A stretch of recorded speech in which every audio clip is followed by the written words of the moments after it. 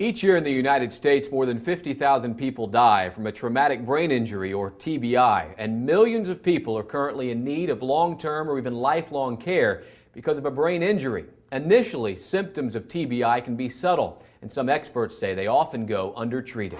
A traumatic brain injury or TBI is caused by a blow or jolt to the head or a penetrating head injury that disrupts the normal function of the brain. The severity of TBI ranges from mild, a brief change in mental status or consciousness, to severe, an extended period of unconsciousness or amnesia after the injury.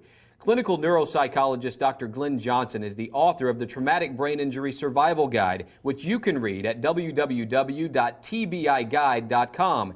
He says TBI is an epidemic. But I think in terms of head injury, it's the most undertreated, underdiagnosed group I've ever seen.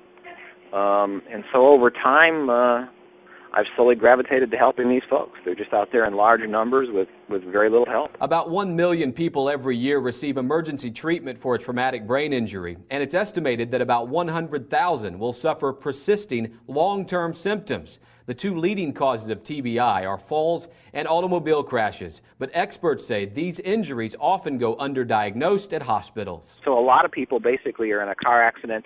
They go into the emergency room, they're discharged that day, and they're noticing significant changes in their thinking abilities, particularly memory, fatigue, changes in sleep, changes in emotion, can all come from this concussional effect. A report by the Centers for Disease Control reports that annual TBI medical costs total more than $60 billion. And in most cases, insurance companies don't even come close to covering the costs. And even when they do have standard medical insurance, it's not covered. Many major medical insurances do not want to underwrite cognitive tests, the cognitive treatment, only because there's no guarantee you're going to get better, and it's extremely expensive. If you or a loved one has suffered a brain injury, Dr. Johnson suggests that you get involved with the Brain Injury Association. They have state and local offices and support groups all over the country. Their website is biausa.org. Reporting for the EXP News Network, I'm Josh Talkington.